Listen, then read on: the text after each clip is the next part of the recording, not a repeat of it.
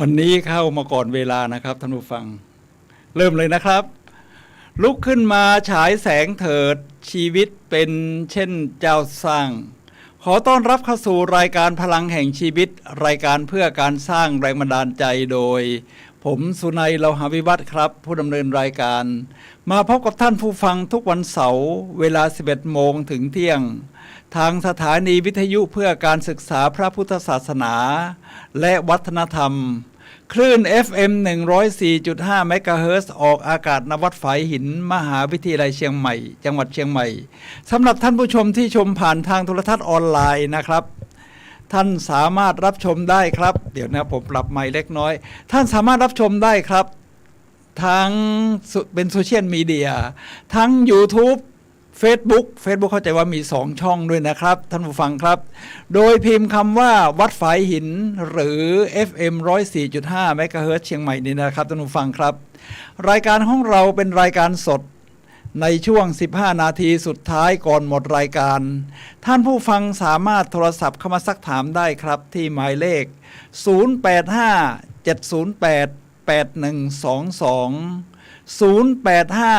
0857088122 นะครับสำหรับวันนี้รายการพลังแห่งชีวิตนำเสนอท่านผู้ฟังในเรื่องกฎ10 ข้อแห่งความสำเร็จของกูรูตอนนี้เป็นตอนที่7แล้วนะว่ากูรูเขามีแต่กูรูแต่ละคนนี่เขาก็จะมีกฎของเขาแต่บางกฎนี่มันก็จะซ้ำหรือเหมือนกับกูรูคนอื่นซึ่งแสดงว่ามันเป็นหลักการสากลคราวนี้นำกฎแห่งความสำเร็จของกูรูที่ชื่อว่าลีโอบัคคาเกลียนะครับผมก็เรียกว่าลีโอบัคคาเกลีย10 Rule for Success นะครับท่านผู้ฟังครับลีโอบัคคาเกียนี่เป็นเหมือนกับปราชญ์ยุคที่เก่ากว่ารุ่นเราสักหน่อยนะครับเดี๋ยวจะได้เท้าความกันว่าเขามีแนวคิดอย่างไรที่ทำให้ชีวิตประสบความสำเร็จครับสักครู่เดียวครับท่านผู้ฟังครับผมเช็คกับทางบ้านนิดนึงนะครับท่านผู้ฟังครับเป็นเรื่องธรรมดาครับดีเจหรือยูทูบเบอร์ว่าเวลาเขาทำรายการแล้วเขาก็จะชอบเช็ครายการเนี่ยเช็คเสียงเช็คอะไรนะครับเดี๋ยวผมเช็คกับทางบ้านแป๊บนึงก็จะได้รู้ว่าทั้งนี่ตอบมาแล้วครับเสียงภาพเยี่ยมมากค่ะครับขอบคุณท่านแฟนเพจที่ให้เสียงตอบรับนะครับ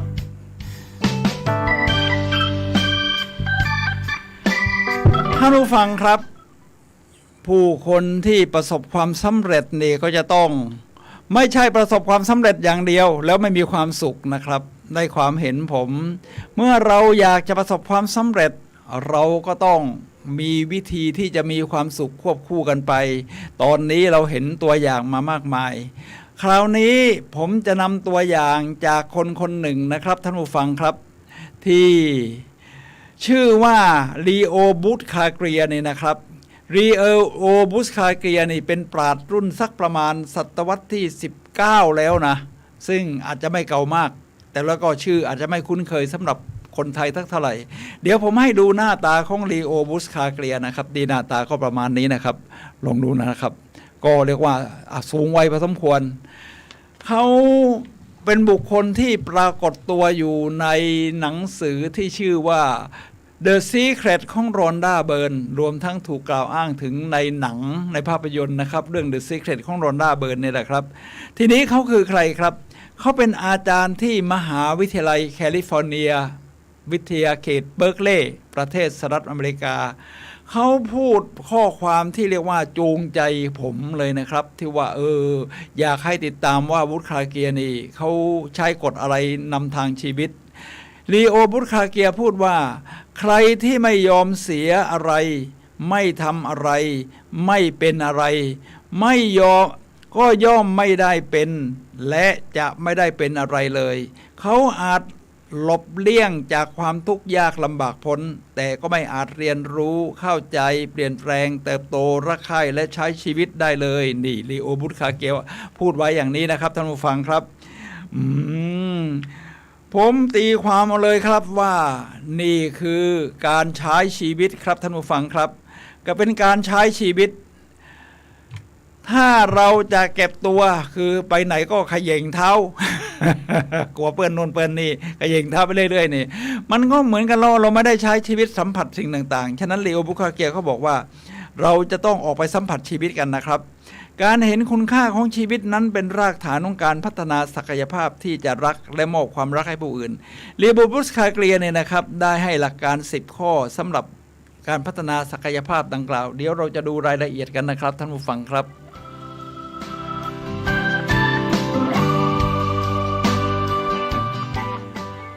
ท่านผู้ฟังครับเมื่อเช้านี้ผมดูคลิปวิดีโอของอาจารย์ชัดชาตินะครับไปบรรยายที่โรงเรียนบดินทร์เดชาสิงหเสนีที่กรุงเทพนะครับโอ้ท่านให้หลักการนี่ผมว่าแย่งเรียกว่าสามารถที่ทดแทนวิทยากรสร้างแรงบันดาลใจได้โอ้นักเรียนฟังแล้วผมฟังแล้วรู้สึกว่าเหมือนกับอ่านหนังสือเล่มหนึ่งที่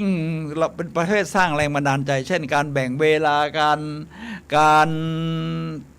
mindset growth mindset นะครับทีนี้เรามาดูของลีโอบุคาเกียบ้างครับมีอะไรที่สอดคล้องกันบ้างข้อที่หนึ่งจงแสวงหาความรู้เกี่ยวกับชีวิตอยู่เสมอเรียกว่าเรียนรู้ตลอดชีวิตนะครับท่านผู้ฟังครับเพราะว่าสิ่งต่างๆในโลกนี้นี่มันมีสิ่งที่เราจะต้องให้เราเรียนมากมายที่ว่าเรียน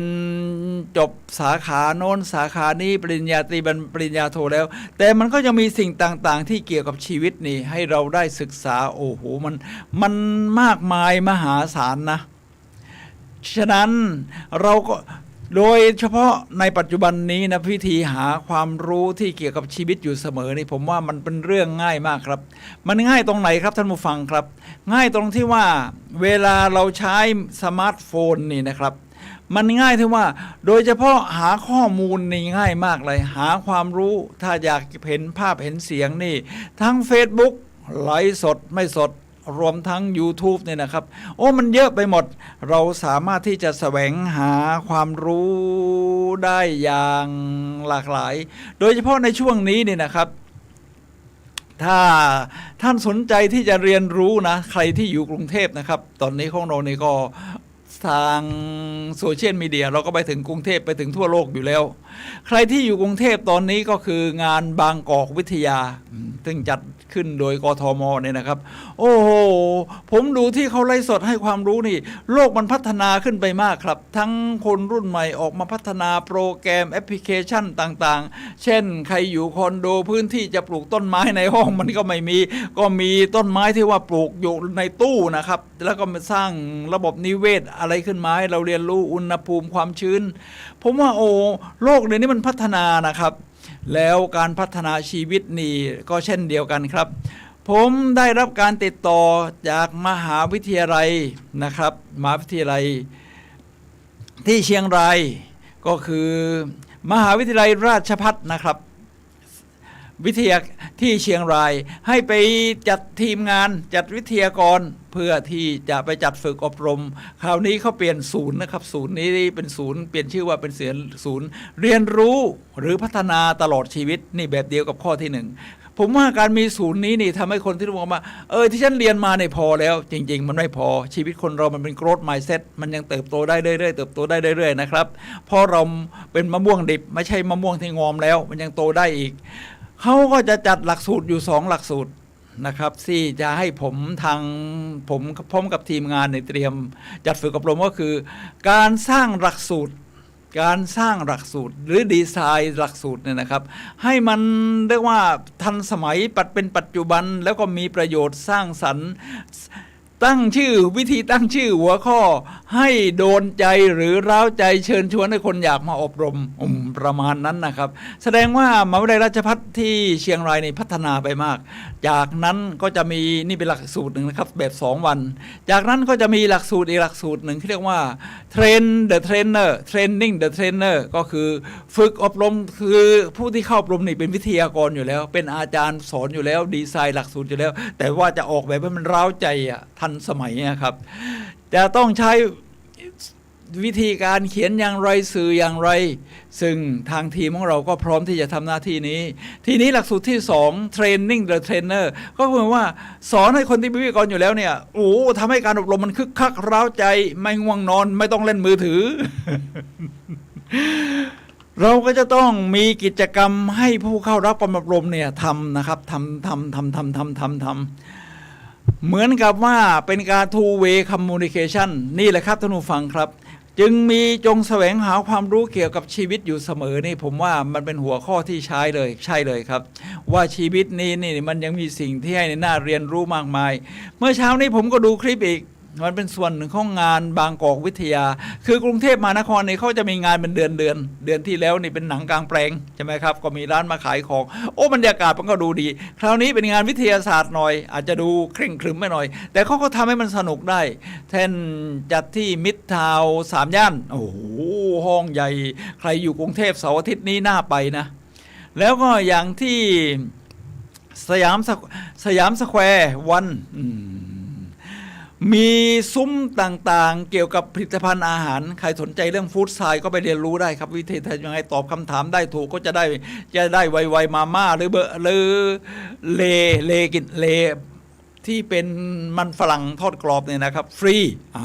ประมาณนั้นครับเรามีสิ่งต่างๆให้เรียนรู้มารู้จักเบื่อมันไม่น่าเบื่อหน่ายทุกวันเป็นความมหัศจรรย์ของชีวิตที่เราจะได้เรียนรู้ชีวิตนะครับเดี๋ยวผมเองก็ยังมีถึงแม้จะเป็นวิทยากรด้านการสร้างแรงบันดาลใจเดินทางบรรยายทั่วประเทศอยู่แล้วเนี่ยครับก็ยังมีสิ่งที่ผมจะต้องเรียนรู้เยอะแยะนะครับเฉพาะเครื่องมือดีเจในห้องนี้นี่ก็โอ้โหดูสิอุปกรณ์เยอะแยะนี่ตรงนี้ก็ยังมีปุ่มรับฟังอะไรนะครับฉะนั้นเทคโนโลยีต่างๆโลกมันพัฒนาไปขนาดนี้นะครับ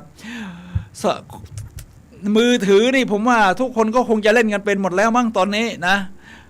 ตรงนี้จะเป็นประโยชน์สำหรับโลกปัจจุบันโลกนี่ก็จะก้าวหน้าเร็วขึ้นเช่นชิปของคอมพิวเตอร์หรือมือถือมันจะเร็วขึ้นทุก2 ปีจะเร็วขึ้น2 เท่าทุก2 ปีอะไรประมาณนี้โลกมันพัฒนาเราก็ต้องพัฒนาเพื่อเรียนรู้อยู่เสมอครับท่านผู้ฟังครับ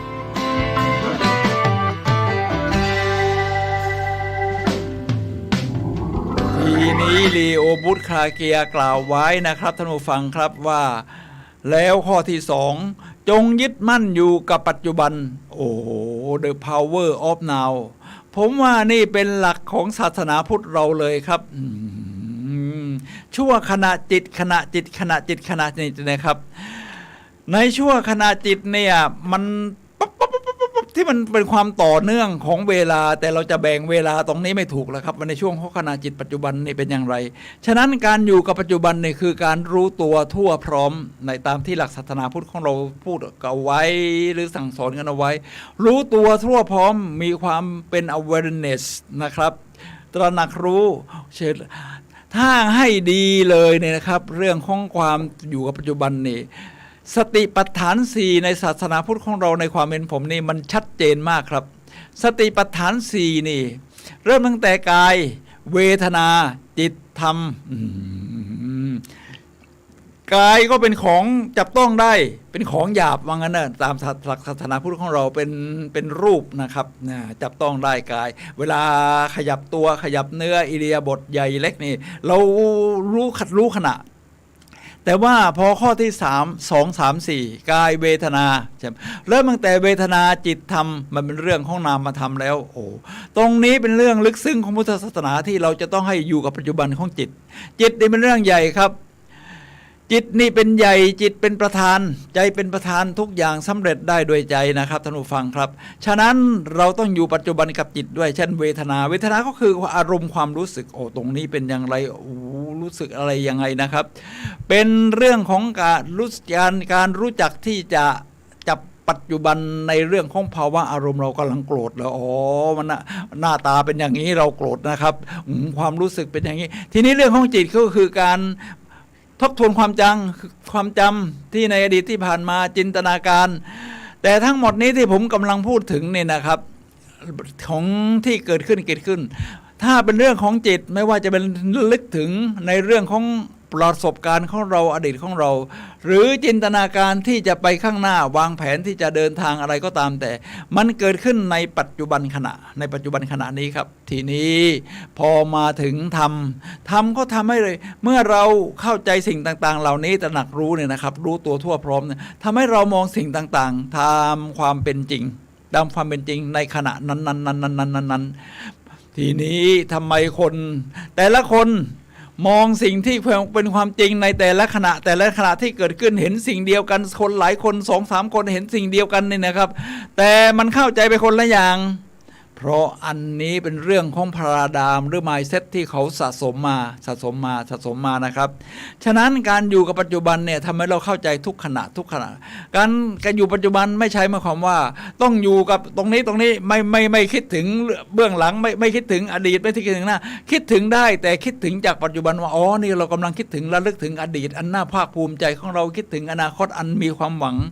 ฉะนั้นการอยู่กับปัจจุบันเนี่ยผมว่าเป็นเรื่องสำคัญทีนี้มาถึงเรื่องกายนะท่านผู้ฟังครับที่เราพูดถึงสติปัฏฐาน4มันมีกายเวทนาจิตธรรมถ้าจะเอาให้ง่ายเวลาเราฝึกนั่งสมาธิเราก็เริ่มจากกายก่อนใช่ไหมครับนั่งหรือจะเดินจงกรมรู้กิริยาท่าทางเดินที่เป็นกิริยาใหญ่หรืออยากจะรู้กิริยาเล็กๆกระเลิกคิ้วอะไรทำนองนี้นะครับหรือยิ้มท่านผู้ฟังครับกายเนี่ยกับจิตเนี่ยมันเป็นหนึ่งเดียวกันกายเป็นอย่างไรจิตเป็นอย่างนั้นถ้าเรารู้ตัวแบบนี้นะครับท่านผู้ฟังครับในแนวทางของ NLP เขามีวิธีครับที่คุณจะเปลี่ยนภาวะอารมณ์แบบฉับพลันถ้าคุณจะเปลี่ยนภาวะอารมณ์จากข้างในเปลี่ยน mindset นี่บางทีมันเป็นเรื่องที่มันซับซ้อนยากคุณจะต้องใช้เวลาในการเรียนรู้นานแต่ถ้าเป็นเรื่องของกายมันทำได้ทันทีเมื่อเช้าผมฟังคลิปวิดีโอหนึ่งซึ่งที่จริงก็ได้เรียนรู้มาแล้วนะครับในเรื่อง power body power body language นี่นะครับท่านผู้ฟังครับท่าของมีท่าของมีพลังเนี่ยpower position ถ้ามีพลังนี่คือท่าที่เรายืนตัวตรงถ้าเราจะยึดมั่นว่าตรงนี้เรากำลังซึมเศร้าอยู่นะโอ้โหจะแก้จิตที่ให้มันหายซึมเศร้าเนี่ยยากก็แค่ทำตัวตรงแล้วก็ยืดแขนโอ้โหชีวิตของฉันสดใสจริงแค่นี้เราจะรู้สึกมีพลังมีอำนาจในตัวเองนะครับโดยการทำให้เราอยู่กับปัจจุบันขณะนี้ท่านผู้ฟังครับฉะนั้นกายนี่เป็นเรื่องใหญ่ที่เราจะเรียนรู้หรือเปลี่ยนมาได้ทันทีเพราะกายเปลี่ยนสมมติหดหูอยู่แย่จังเลยชีวิตเราฉันยอดเยี่ยมฉันเข้มแข็งฉันมีพลังพอคุณทำท่าแค่นี้เนี่ยจิตมันจะเปลี่ยนตามไปด้วยนะครับฉะนั้นการอยู่กับปัจจุบันนี่ถ้าคิดอะไรไม่ออกจริงๆเปลี่ยนจิตใจข้างในนี่ยังยากอยู่เนี่ยนะครับเพราะเราฝึกมาอาจจะฝึกมายังไม่เพียงพอแต่ยังต้องฝึกต่อไปในเรื่องของจิตแต่เราฝึกร่างกายแบบนี้เลยกับให้มันมีพลังเลยมันรู้สึกอย่างนั้นประเภทว่าเวลาอาจารย์ชัดชาติสิทธิพันธ์เจอเด็กก็ชนหมัดกันเมื่อเช้านี่โหชนหมัดกับเด็กนี่ มันทำให้รู้มันมีพลังกับก็แทนการสัมผัสมือนี่มันตอนนี้ก็ยังมีโอมิครอนอะไรอยู่เราก็ต้องคอยระมัดระวังสัมผัสมือท่านผู้ฟังครับการปัจจุบันอยู่กับปัจจุบันเนี่ยไม่ว่าเราจะทำอะไรกิริยาท่าทางนี่ให้เรารู้ตัวทุกขณะฉะนั้นตรงนี้จะทำให้เรารู้สึกมีความสุขนะครับท่านผู้ฟังครับมีความสุขชีวิตของฉันใช้ได้เลยชีวิตของฉันยอดเยี่ยมประมาณนี้ครับท่านผู้ฟังครับอยู่กับปัจจุบันขณะครับ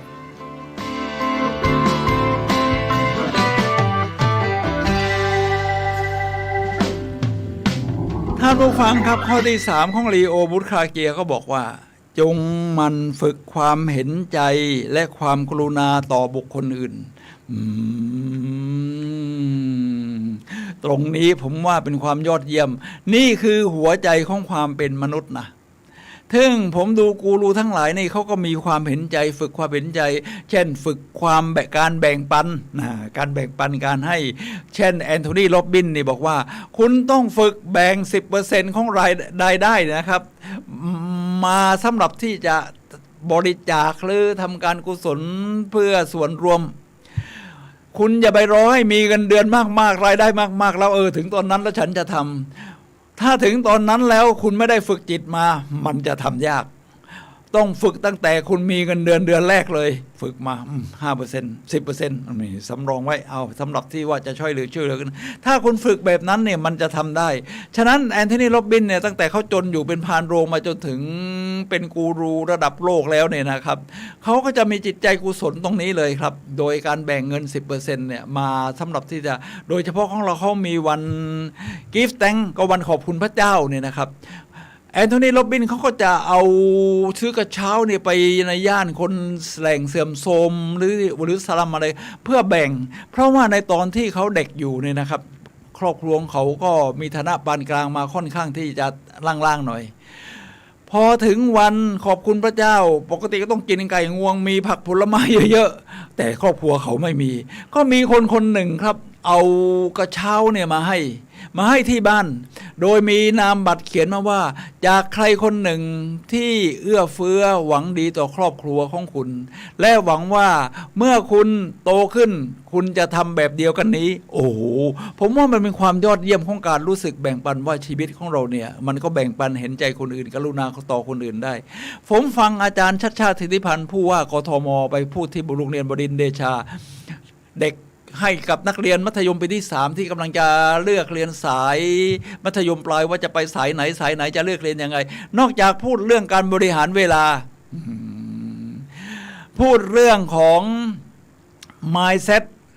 พูดเรื่องของความมีวินัยการมีวินัยทำให้เป็นอิสระนี่เป็นเรื่องลึกซึ้งนะครับก็พูดถึงเรื่องของการเห็นใจเห็นอกเห็นใจแบ่งปันคนอื่นกับมีความกรุณาต่อคนอื่นผมฟังแล้วนี่โอ้โหผมว่าถ้าเราได้ผู้นำกรุงเทพมหานครที่มีวิสัยทัศน์มีจิตใจแบบนี้เนี่ยผมว่าเป็นความโชคดีของชาวกทมครับท่านผู้ฟังครับเอาแค่ว่าการ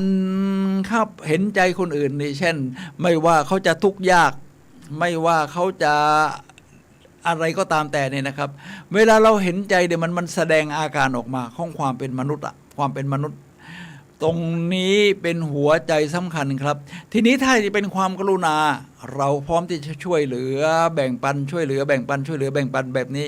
สามารถที่พัฒนาต่อยอดไปได้เรื่อยๆนะโลกของเรานี่ก็จะมีองค์กรแบบนี้นะครับเกิดขึ้นอีกเยอะที่จะพัฒนาผมได้ฟังคือเวลายกตัวอย่างของกรุงเทพมหานครตอนนี้นะมันมีภาพชัดเจนอะแล้วทันสมัยแล้วมันรับกับปัจจุบันในความเห็นของผมนะฉะนั้นผมก็จะขออนุญาตยกตัวอย่างที่มันเห็นภาพชัดแบบนี้ครับมีเรื่องของข้อที่3ที่ว่านี้แหละคือการฝึกฝนความเห็นใจความกรุณาอย่างต่อบุคคลอื่นอย่างต่อเนื่องเพราะว่าความเห็นใจนี่ถ้าไม่ฝึกนี่นะครับไม่รู้ดิผมว่ามันอาจจะเกิดขึ้นได้ยากนะเกิดขึ้นได้ยากเพราะธรรมดาของมนุษย์เราก็เอาตัวเองเป็นหลักก่อนเมื่อช่วยตัวเองได้ถ้าเราไม่ฝึกให้ดีเวลาจะแบ่งปันคนอื่นนี่มันจะเป็นเรื่องยากแล้วเรื่องของความเห็นใจไม่ใช่ว่าแต่ต้องแบ่งเงินทองอะไรมากมายอาจจะแค่ฟังด้วยความเห็นใจรับรู้ปัญหาของเขาที่เราเรียกว่าไดอะล็อกนะครับคือไม่ใช่ว่าพอเขาพูดอะไรมาก็ตัดสินสวนไปจากไอ้ที่พลาดามที่มันอยู่ลึกข้างในของเราทันทีมันไม่ใช่เป็นการฟังอย่างตั้งใจที่จะแสดงของความเห็นอกเห็นใจที่กรุงเทพมหานครก็มีโปรแกรมเมอร์คนหนึ่งครับมานำเสนออาจารย์ชัดชาติเขามีโปรแกรมนะครับที่จะใช้กับวัยรุ่นซึ่งวัยรุ่นนี่จะมีปัญหามากนะครับท่านผู้ฟังครับผมผ่านวัยรุ่นมาแล้วผมรู้เลยครับทั้ง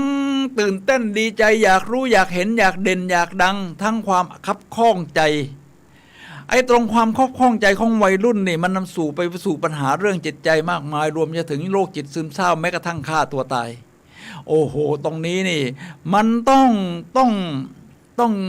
มีคนที่เห็นอกเห็นใจแล้วมันก็จะช่วยกันแก้ได้โปรแกรมเมอร์เขาก็ออกแบบเป็นโปรแกรมขึ้นมาว่าใครที่มีปัญหานี้เนี่ย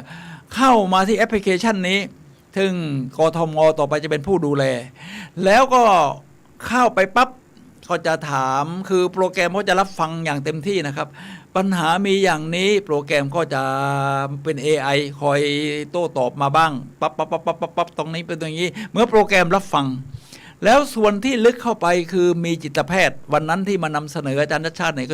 ก็มีจิตแพทย์อยู่ด้วยนะครับ จิตแพทย์ก็คอยให้คำแนะนำว่าถ้ามันถึงขั้นที่วิกฤตที่จิตแพทย์จะต้องให้คำแนะนำแล้วล่ะให้คำปรึกษาแล้วล่ะเขาก็จะมาให้คำปรึกษาให้เลยนะเหมือนกับการเป็นโคชชิ่งนี่นะครับท่านผู้ฟังครับ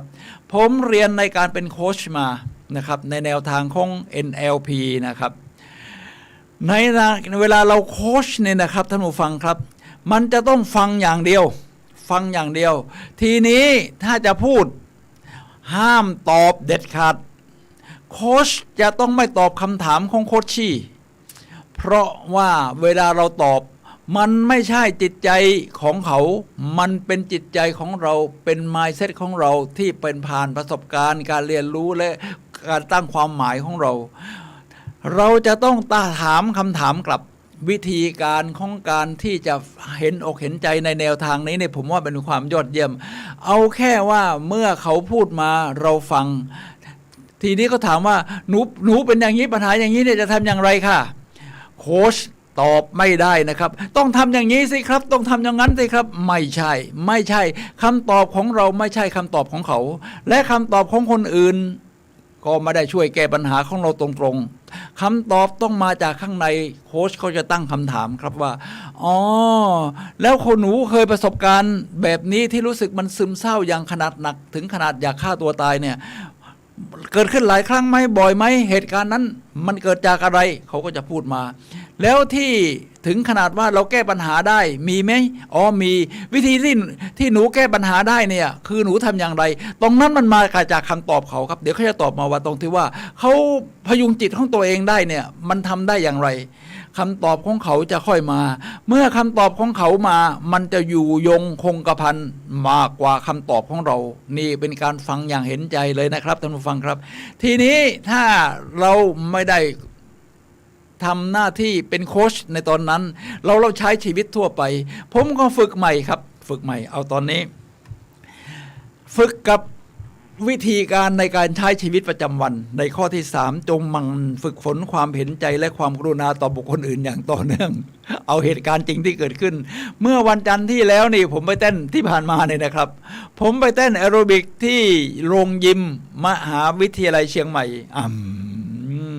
พอเต้นออกมาแล้วเอนโดรฟินหลั่งใช่ไหมครับสารแห่งความสุขมันก็ทำให้เรา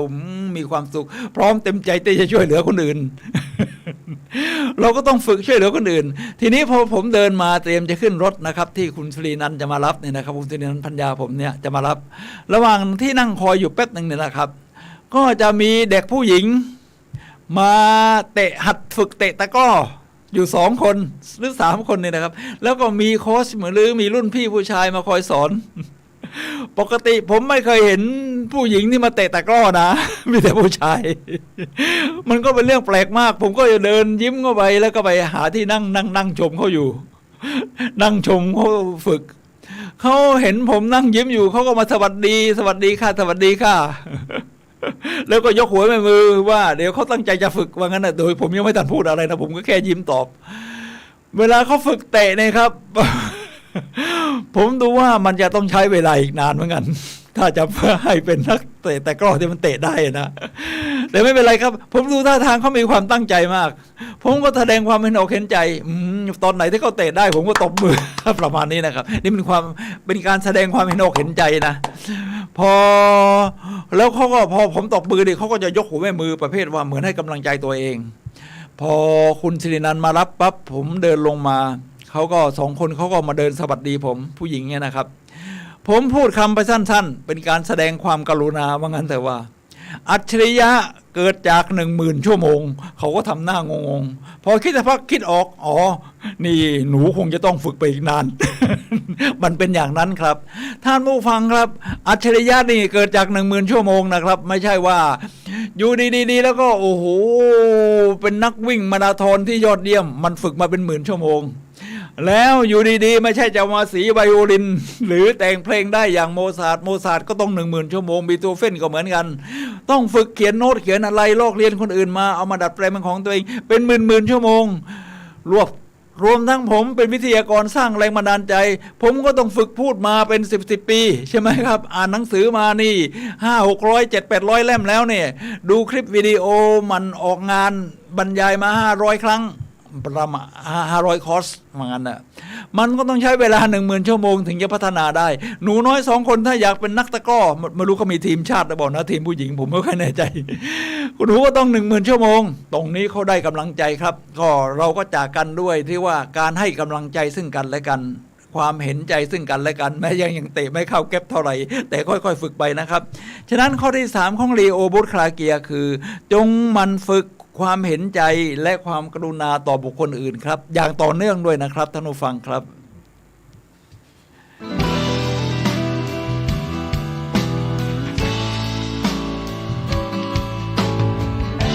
เรามาถึงข้อที่4ครับประสบความสำเร็จและมีความสุขด้วยนะท่านผู้ฟังครับข้อที่4บอกว่าจงมันยอมรับความเป็นไปในชีวิตไม่ว่าจะเป็นด้านดีหรือด้านร้ายก็ตามทีจงมันยอมรับความเป็นไปในชีวิตไม่ว่าจะเป็นด้านดีหรือด้านร้ายก็ตามทีท่านผู้ฟังครับชีวิตคนเราเนี่ยมันไม่ได้มีด้านเดียวนะครับดีบริสุทธิ์ มันไม่น่าจะมีนะหรือว่าเลวบริสุทธิ์มันก็ไม่น่าจะมีชีวิตนี่มันก็เป็นประสบการณ์ที่ผ่านมาแต่ละขั้นแต่ละตอนเป็นเรื่องของไทม์ไลน์เป็นช่วงของเวลาตั้งแต่อดีตมาถึงปัจจุบันเราอยู่ปัจจุบันขณะเรายังต้องมีชีวิตต่อไปในอนาคตนะครับท่านผู้ฟังครับฉะนั้นประสบการณ์ในอดีตมันมีทั้งด้านดีด้านร้ายทีนี้เราจะปฏิเสธว่าไอ้ด้านร้ายเนี่ย มันไม่ใช่ชีวิตของเรามันก็เป็นไปไม่ได้นะครับท่านผู้ฟังครับทุกคนมันก็ต้องผ่านถ้าเราปฏิเสธสมมุติไม่ทำตามข้อนี้เอาฉันจะเอาแต่ข้อดีฉันไม่เอาข้อร้าย มันก็ยิ่งจะยิ่งฝังใจฝังเข้าไปในจิตใต้สำนึกไอ้สิ่งที่เราอยากลืมเนี่ยมันจะลืมไม่ได้มันฝังอยู่ในจิตใต้สำนึกวันนี้คืนดีมันก็โผล่ออกมาประมาณนี้นะครับถ้าเรายอมรับมันเนี่ยมันจะเกิดแรงต่อต้านที่น้อยลงแรงต่อต้านที่น้อยลงเพียงแต่ว่าเรามีวิธีที่เราจะโฟกัสหรือให้ความสำคัญเน้นความสำคัญเนี่ยอยู่ในขณะที่เรารู้ตัวอยู่กับปัจจุบันขณะว่าให้เราโฟกัสไปตรงจุดที่มันเป็นความยอดเยี่ยมความดีของเราอนาคตมันจะขยายความดีของเราไปได้เรื่อยๆนี่นะครับท่านผู้ฟังครับทีนี้ในด้านร้ายเราก็ถ้าเราปฏิเสธเนี่ยนะครับเราก็คอยปิดบังคอยอะไรเนี่ยนะมันจะความไม่เป็นความตัวตนของเราหายไปผมยกตัวอย่างอีกแล้วครับท่านผู้ฟังครับในกรุงเทพมหานครเราก็มีนางสาวไทยตอนนี้เขาเรียกว่ามิสไทยแลนด์มิสไทยยูนิเวิร์สมิสไทยยูนิเวิร์สคนปัจจุบันขณะนี้เนี่ยล่าสุดเนี่ยก็จำชื่อเล่นได้ชื่อแอนนาหนูแอนนาเนี่ยนะครับท่านผู้ฟังครับโอ้โหเป็นนางงามสวมมงกุฎแล้วปรากฏตัวอยู่ในนิตยสารชั้นนำที่เป็นแฟชั่นหรืออะไรเนี่ยนะครับนี่คือด้านดีแล้วชีวิตคนเราตามที่บอกมันก็มีด้านดีด้านร้ายทีนี้ด้านร้ายเราเปลี่ยนแปลงอดีตไปได้เราแค่ยอมรับมันไม่ต้องไปปิดบังหนูแอนนาไม่ปิดบังครับเวลาสัมภาษณ์ว่าเป็นไงคุณพ่อคุณแม่ทำอะไรเปิดเผยชัดเจนชัดถ้อยชัดคำคุณแม่กวาดขยะคุณพ่อเก็บขยะคืออยู่ท้ายรถที่เป็นรถที่กทมสีเขียวเก็บขยะใส่รถคุณแม่กวาดขยะนี่แหละครับท่านผู้ฟังครับเราไม่สามารถที่จะเลือกเกิดได้เหมือนที่แอนนาพูดแต่เราเลือกที่จะเป็นอะไรได้ทีนี้พอหนูแอนนาขยันเรียนได้มาอยู่กับคุณทวดที่เป็นแม่ชีก็สามารถที่จะเรียนรู้มันอยู่ที่คนด้วยที่ตั้งใจอยากจะเรียนรู้นะครับประสบการณ์ด้านดีก็เริ่มมีเข้ามาจนสอบเอนทรานซ์เข้ามาวิทยาลัยเกษตรศาสตร์ได้ทุนเรียกว่าได้ทุนการศึกษาดีนี่4 ปีซ้อนและได้รับเกียรตินิยมอันดับหนึ่งนี่ท่านผู้ฟังครับมันไม่ธรรมดานะของคนเราเนี่ยเราต้องยอมรับทั้งด้านดีด้านไม่ดีของชีวิตทีนี้ชีวิตคนเรามันก็ต้องจำเป็นต้องเดินไปข้างหน้าเมื่อเรายอมรับอย่างมั่นใจเราก็เดินไปข้างหน้าอย่างมั่นใจผมชอบเรื่องของโอปราห์วินฟรีครับท่านผู้ฟังครับเธอคือใครเธอคือพิธีกรชื่อดังในรายการโทรทัศน์ที่เรียกว่าเรตติ้งสูงที่สุดในโลกยังไม่มีใครลบสถิติของเธอได้ แม้เธอจะแขวนไมค์ไปแล้วตอนนี้แต่เธอก็ยังออกรายการ YouTube อะไรอยู่ที่เราหาดูได้อยู่ถ้าเป็นคลิปเก่าๆยิ่งยอดเยี่ยมชีวิตของเธอในอดีตทั้งด้านดีด้านร้ายมีครบเพียบทุกประการด้านร้ายคือพ่อแม่หย่าร้างถูกข่มขืนตั้งแต่เด็กตั้งท้องแล้วก็แท้งด้านดีเรียนมหาวิทยาลัยจบเป็นเทสผ่านหน้ากล้องเป็นพิธีกรของโทรทัศน์ค่อยๆขยายเป็นมีรายการของตัวเองนี่แหละครับท่านผู้ฟังครับเวลาถามโอบาเบนฟรีเนี่ยครับถ้าเดินผ่านไปตรงไหนนี่ทุกแกก็ต้องสามารถที่จะพูดในสิ่งที่เป็นความจริงของตัวเองได้ไม่ต้องคอยซ่อนๆบังๆท่านผู้ฟังครับนี่คือข้อที่4จงหมั่นยอมรับความเป็นไปในชีวิตไม่ว่าจะเป็นด้านดีหรือด้านร้ายถือจนถึงปัจจุบันนะครับมันก็มีทั้งด้านดีด้านร้ายเข้ามาในชีวิตของเรานะครับฉะนั้นเรารับรู้ว่าที่ผ่านมานี่สดๆร้อนๆโควิดยังมีอยู่ตอนนี้มันซาลงมันน่าจะดีขึ้นเราก็ปรับตัวเศรษฐกิจตอนนี้เนื่องจากมีสงครามระหว่างยูเครนรัสเซียเป็นแหล่งพลังงานขนาดใหญ่ค่าน้ำมันแพงเราก็ยอมรับว่าภาวะเงินเฟ้อมันก็เกิดขึ้นอยู่บ้างอยู่แล้วเราก็ต้องเตรียมตัวเตรียมใจในเรื่องของการใช้จ่ายอย่างระมัดระวังและอย่างไรก็ตามแนวโน้มของความที่จะรุ่งโรจน์อนาคตรุ่งโรจน์มันก็ยังมีอยู่ทั้งด้านดีด้านร้ายจึงมันยอมรับความเป็นไปในชีวิตนะครับทั้งด้านดีด้านร้ายชีวิตเราไร้ must go on ยังต้องเดินหน้าต่อไปครับท่านผู้ฟังครับแต่ที่ขาดไม่ได้อย่าขาดความหวังท่านผู้ฟังครับขณะนี้ท่านกำลังรับฟังรายการพลังแห่งชีวิตรายการเพื่อการสร้างแรงบันดาลใจโดยผมสุนัย ลาหะวิวัฒน์ครับผู้ดำเนินรายการมาพบกับท่านผู้ฟังทุกวันเสาร์เวลา 11 โมงถึงเที่ยงทางโซเชียลมีเดียดีกว่าโซเชียลมีเดีย YouTube วัดฝายหินนี่แหละครับหรือ FM 104.5 เชียงใหม่ท่านผู้ฟังครับวันนี้เราคุยกันในเรื่องกฎ10ข้อแห่งความสนุกของกูรูตอนที่10นะครับเราพูดเรื่องของที่ข้อเขียนของลีโอ บูธคลาเกียเนี่ยนะครับเราพูดมาถึงข้อที่4แล้วต่อไปจะเป็นข้อที่5ว่าเขามีกฎอะไรแห่งความสำเร็จและความสุขกันข้อที่5จงมันมองโลกด้วยมุมมองใหม่ๆและมีความคิดสร้างสรรค์อยู่เสมอจงมันมองโลกด้วยมุมมองใหม่ๆโอ้โหปกตินี่เรามองโลกจาก mindset ที่เราสะสมมานะภายในมันกำหนดภายนอกข้างในเราเป็นอย่างไรเนี่ยนะข้างนอกเป็นอย่างนั้นนะครับท่านผู้ฟังครับเราคิดอะไรอยู่ในโลกข้างนอกมันเป็นอย่างที่เราคิดฉะนั้นโลกจะสดใสหรือมืดมัวมันอยู่ที่ mindset ข้างในของเราทีนี้ทำไมจะต้องมองด้วยมุมมองใหม่ๆเอาแค่ทางกายภาพก่อนนะครับเอาสายตาที่มองเห็นเนี่ยผมเป็นวิทยากรด้านการสร้างแรงบันดาลใจเวลาสอนเรื่องมุมมองหรือ mindset เนี่ยนะครับพอสอนปั๊บผมบอกว่าแค่เปลี่ยนจุดยืนเนี่ยนะครับคุณไปยืนอีกที่หนึ่งมุมมองของคุณที่มองต่อสถานที่เดียวกันนี้เนี่ยมันเปลี่ยนไปนะผมก็เลยบอกเขาแบบนั้นพอบอกปั๊บทุกคนก็จริงเหรอห้องมันก็เป็นอย่างนี้คนเข้าอบรม100-200 คนมันก็เป็นอย่างนี้ผมเอาใหม่เอาให้เขายกโต๊ะมาวางตรงกลางเลยพอยกตรงกลางมาวางปั๊บก็ให้สลับเปลี่ยนกันขึ้นมีแค่ตัวแทนนะไม่ใช่ทั้ง120 คนขึ้นไปยืนบนโต๊ะ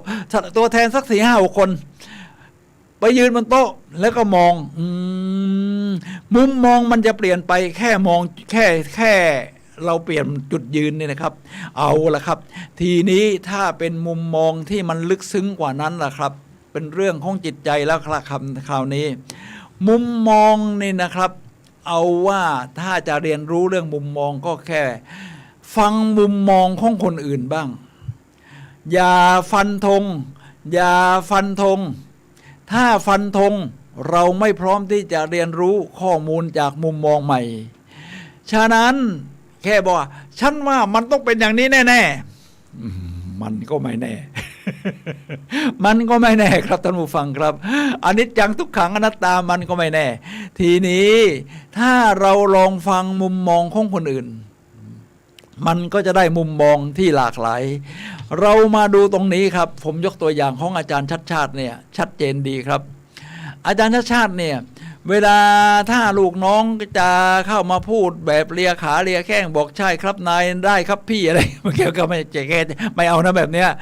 คุณต้องมีมุมมองของคุณที่ผมอยากจะฟังทุกคนก็มีมุมมองแบบโน้นแบบนี้เอาแค่ผู้ช่วยเนี่ยนะครับของผู้ช่วยของรองผู้ว่าราชการกรุงเทพมหานครเนี่ยครับผู้ช่วยนี่ก็มาจากหลากหลายนะเอาอย่างผู้ช่วยทางด้านโยธา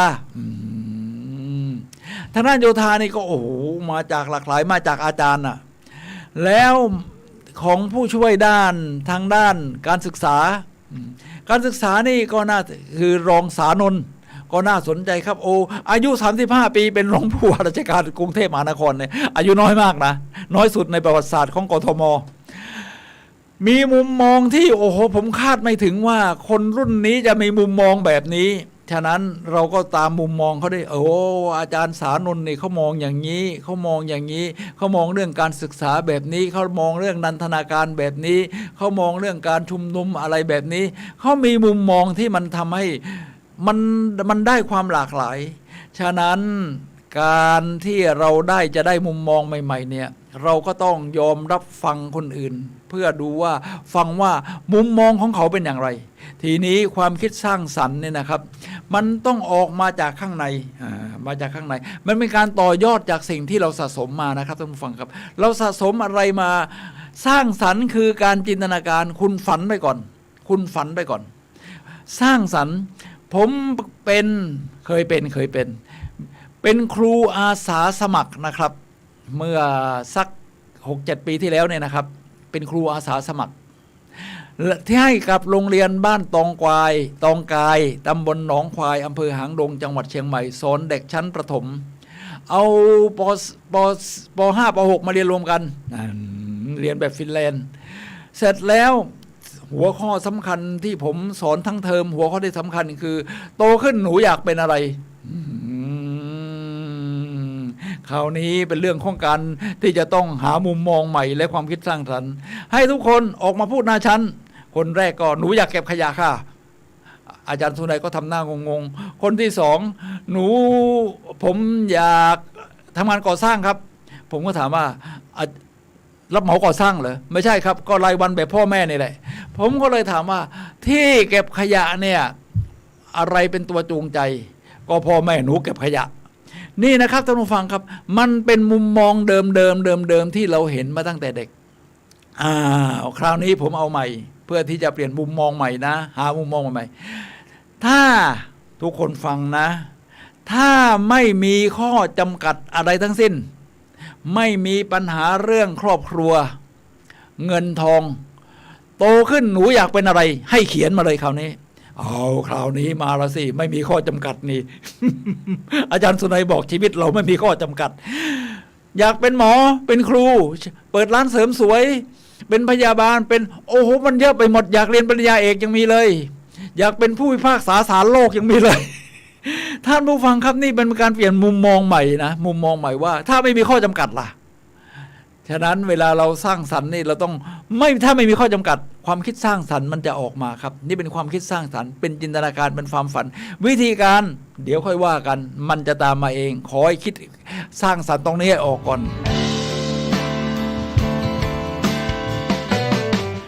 ข้อที่6จงพยายามขจัดความหวาดกลัวที่มีในจิตใจ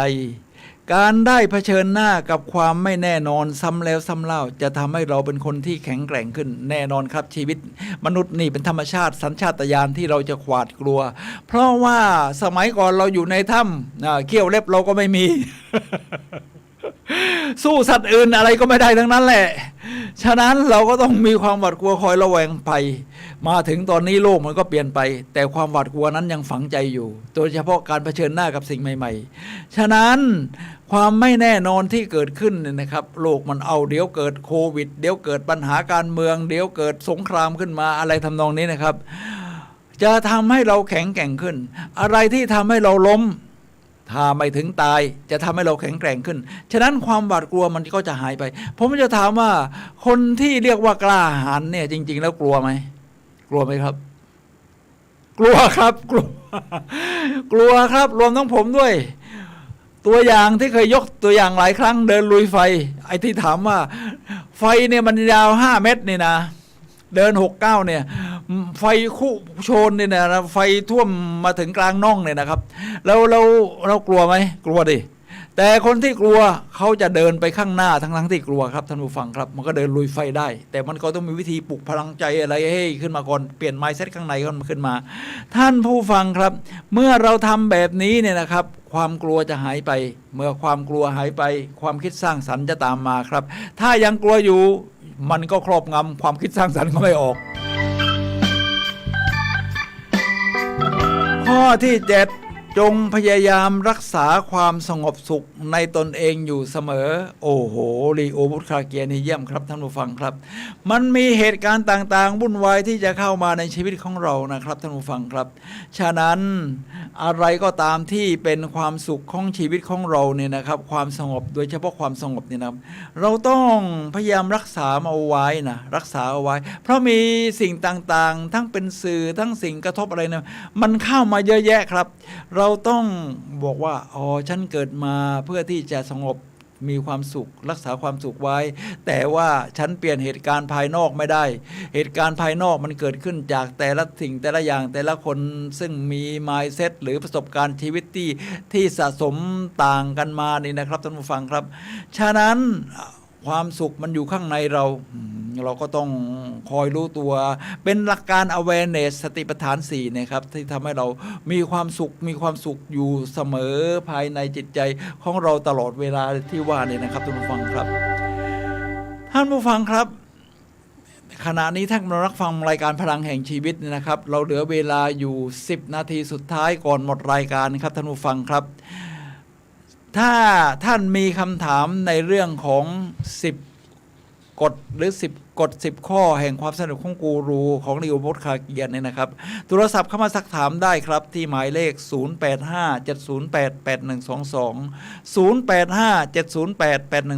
0857088122ครับ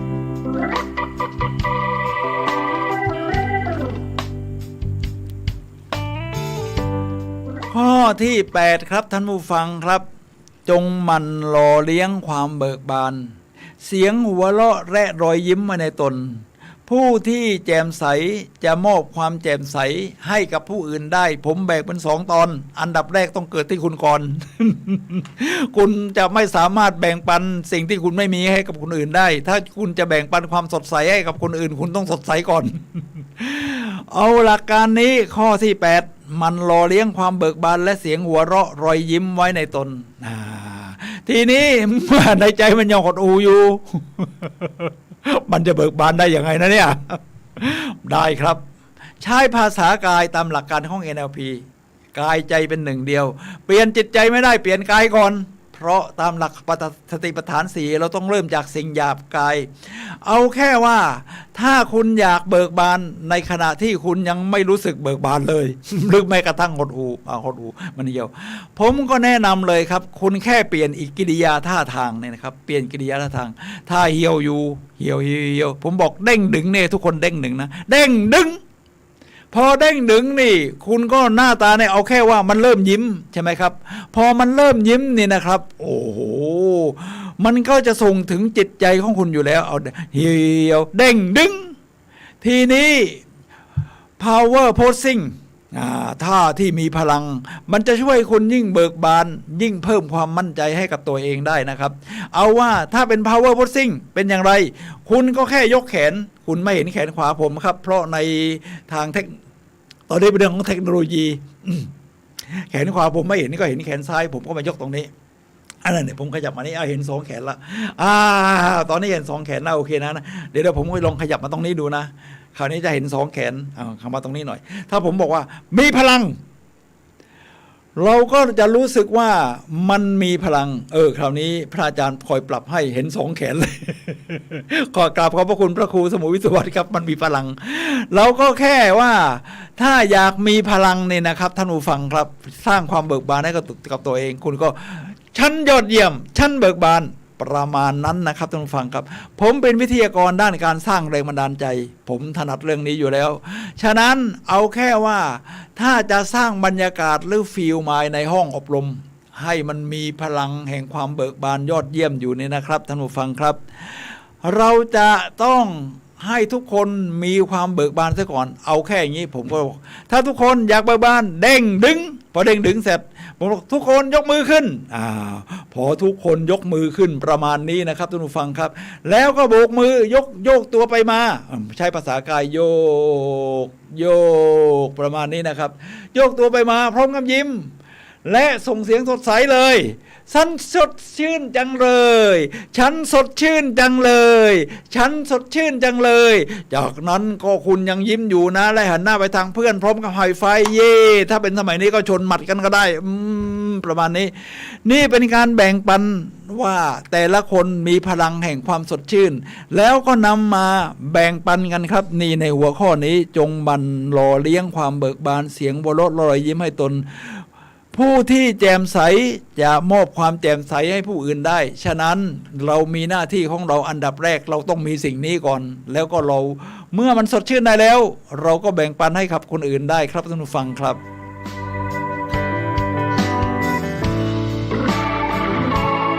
มาถึงข้อที่8จงปลูกความรักที่จะมีให้แก่บุคคลรอบข้างการให้ความรักและความกรุณาไม่ว่าในสถานะใดแก่บุคคลอื่นเป็นสิ่งที่จะทำให้เราได้พัฒนาตนเองอย่างต่อเนื่องแบ่งความรักจะทำให้เราพัฒนาตัวเองอย่างต่อเนื่องว่างั้นเถอะนะครับท่านผู้ฟังครับความรักนี่เป็นเรื่องที่ยิ่งใหญ่ในโลกนี้นะปราชญ์หลายคนบอกว่าถ้าโลกนี้ไม่มีความรักมันก็จะไม่มีอะไรฉะนั้นความรักนี่ไม่ใช่หมายถึงความรักด้านชู้สาวหมายถึงความรักที่เรามีต่อบุคคลอื่นมีต่อสังคมมีต่อโลกใบนี้ฉะนั้นความรักนี่มันเป็นนามธรรมที่มันลึกซึ้งมากครับท่านผู้ฟังครับเมื่อเราแบ่งความรักแบบนี้ได้นี่นะครับท่านผู้ฟังครับเราก็จะสามารถที่จะพัฒนาจิตใจตัวเองเห็นสิ่งนี้ความกรุณาอะไรมันก็จะตามมาเอาฉันรักสิ่งนี้ได้ฉันรักสิ่งนี้ได้ฉันรักสิ่งนี้ได้คล้ายๆกับการ gratitude หรือสำนึกรู้คุณนะครับท่านผู้ฟังครับเมื่อเราสำนึกรู้คุณต่อสิ่งไหนเนี่ยเราก็จะรักสิ่งนั้นเอาละครับทำไมจะต้องเกิดสิ่งนั้นแล้วมันจำเป็นจะต้องฝึกด้วยไหมชัวร์ต้องฝึกครับการสำนึกรู้คุณหรือความรักนี่ต้องฝึกนะครับถ้าไม่ฝึกนี่ถ้าเราไม่ได้ฝึกพาราดามในจิตใจหรือไมซ์เซ็ตแบบนี้มาเนี่ยมันก็ยังไม่เกิดมันจะต้องเกิดจากการฝึกจิตที่ฝึกแล้วย่อมนำสุขมาให้เนี่ยคำตรัสของพระพุทธเจ้าชัดเจนอยู่แล้วฉะนั้นเราต้องฝึกความรักนะครับฝึกความรักฝึก gratitude ฝึกการสำนึกขอบคุณรู้คุณนะครับท่านฟังครับเอาง่ายๆเลยตื่นเช้าขึ้นมาเมื่อเช้าผมรู้สึกสำนึกรู้คุณหมอนที่หนุนเลยนะหมอนที่หนุนเนี่ยโอ้แล้วก็เอาทำเป็นคล้ายๆเชือกอะไรมารองอยู่ที่คล้ายต้นคอใต้หมอนเนี่ยทำให้มันหนุนต้นคอได้ดีโอ้สำนึกรู้คุณ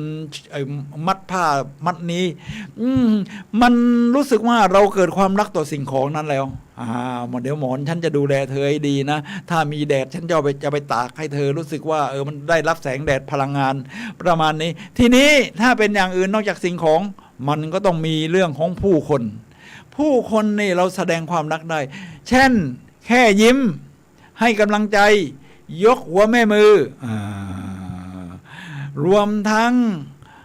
ไม่ตำหนิไม่เบรก เหมือนที่ภาษาเมาเจตุมบอกว่าแสวงจุดร่วมสงวนจุดต่างไอ้ที่ต่างกันเนี่ยเอาไว้ก่อนเอาเฉพาะที่มันเหมือนกันมาก่อนไอ้ส่วนที่ต่างมันเดี๋ยวค่อยๆเวลามันเกิดความรักความเข้าใจกันแล้วมันจะเคลียร์ได้ง่ายขึ้นถ้าเอาความต่างมาก่อนนี่ไอ้ที่เหมือนกันนี่ไม่ต้องพูดถึงนะมันใช้อารมณ์ใส่กันแล้วฉะนั้นจงปลูกความรักจงปลูกความรักที่จะมีให้แก่บุคคลเอาตั้งแต่รอบข้างเลยนะครับหันยิ้มหัดฟังเนี่ยนะครับความกรุณาไม่ว่าในสถานะใดแก่บุคคลอื่นที่จะทำให้เราได้พัฒนาตัวเองอย่างสม่ำเสมออย่างน้อยก็หัดยิ้มหัดฟัง ถ้าผู้ฟังครับมาถึงข้อสุดท้ายบอกว่าจงแลเห็นความเป็นมา ระลึกถึงรากเหง้าของตนเองอยู่เสมอการรู้สึกเป็นส่วนหนึ่งของสิ่งใดก็ตามจะทำให้เรามีความสงบสันติในจิตใจจงแลเห็นความเป็นมาถึงรากเหง้าของตัวเองอยู่เสมอท่านผู้ฟังครับยอมรับอดีตยอมรับภาพลักษณ์ยอมรับสิ่งที่เกิดขึ้นในอดีตของเราตั้งแต่เราเกิดมาเนี่ยนะครับตั้งแต่สภาพครอบครัวเลยผมว่าจะทำให้เรามีความยอดเยี่ยมทำให้เราเชื่อมั่นในตัวเองทำให้เราอยู่ในโลกนี้อย่างมั่นใจท่านผู้ฟังครับผมสมมติยกตัวอย่างแน่นอนอยู่แล้วคนไทยที่มีเชื้อสายจีนเยอะ ผมก็คนหนึ่งในนั้นใช่ไหมครับเพราะคุณพ่อผมก็มาจากเมืองจีนนะพอมารุ่นลูกผมนี่เชื้อจีนก็จะมีเหลือน้อยลงน้อยลงเราก็ต้องยอมรับว่าเราเป็นลูกครึ่งที่มีเชื้อผสมจีนแต่แม่เป็นไทยแท้ประมาณนี้เราก็ยอมรับรากเหง้าของเรานะครับคุณพ่อมาจากไหนแน่นอนมาจากสัวเถาโซเถามันเป็นเมืองท่าเป็นแต้จิ๋วอะไรประมาณนี้นะครับแต้จิ๋วนี่ถ้าเป็นเมืองจีนก็ถือว่าบ้านนอกเราก็ยอมรับว่าพ่อของเรามาจากบ้านนอกของประเทศจีนก็ยอมรับประมาณนั้นแล้วมันมีจุดดียังไงพ่อเราขยันพอมาถึงตอนนั้นนี่มีความรู้มากก็เปิดร้านขายของเดินเรือทะเลได้พออุตส่าห์นั่งเรือมาจากเมืองจีนมาเมืองไทยก็ชำนาญเรื่องนั่งเรือมาเดือนแล้ว ก็เลยเดินเรือสินค้ากรุงเทพเชียงใหม่ผมก็ยอมรับรากเหง้าว่าผมก็ได้รับการฝึกจากคุณพ่อให้ไปฝึกเป็นพนักงานเก็บเงินเขาเรียกว่าค่าระวางหรือค่าส่งของค่าขนของก็ไปเก็บเงินตามร้านต่างๆพอเก็บเงินตามร้านผมก็ไปเก็บเงินครั้งแรกไม่ได้นับนะพอส่งเงินให้เก็บใส่กระเป๋าเลยมาแล้วบอกคุณพ่อถามว่านับหรือเปล่าไม่ได้นับคุณพ่อก็ต้องแอดใหญ่เลยนับเงินนับต่อหน้าเขาด้วย นี่มันเป็นธุรกิจ ไม่ใช่ว่าไม่ไว้ใจแต่นับให้เขาเห็นว่ามันตรงเงินตรงแน่นอนผมก็ได้รับฝึกมาแบบนี้เราก็ยอมรับรากเหง้าของเรานะครับท่านผู้ฟังกับพัฒนาขึ้นมาผมเจอใครนะเป็นที่ปรึกษาของผู้ว่าราชการกรุงเทพมหานครเป็นดร.ยุ้ยเขาเรียกดร.ยุ้ยเป็นผู้หญิงนี่นะครับเป็นที่ปรึกษาของอาจารย์ชัดชาตินี่นะครับท่านผู้ฟังครับท่านยืนยันเลยว่ารากเหง้าของเธอคือขายเฉาก๊วย คุณพ่อคุณแม่ขายเฉาก๊วยแล้วก็ค่อยพัฒนามาจนเรียนจบปริญญาเอกและเป็นผู้พัฒนาสังหาริมทรัพย์นี่คือ10ข้อนะครับของลีโอพุทธคลาเกียกฎแห่งความสำเร็จของกูรูตอนที่7นะครับท่านผู้ฟังครับตอนนี้สุดท้ายรายการหมดเวลาแล้วผมสุนัย ลาหวิวัฒน์และรายการพลังแห่งชีวิตขอลาท่านผู้ฟังไปก่อนครับพบกันใหม่วันเสาร์หน้าเวลา 11 โมงถึงเที่ยงทางคลื่น FM 104.5 เมกะเฮิรตซ์ YouTube Facebook วัดฝายหินครับ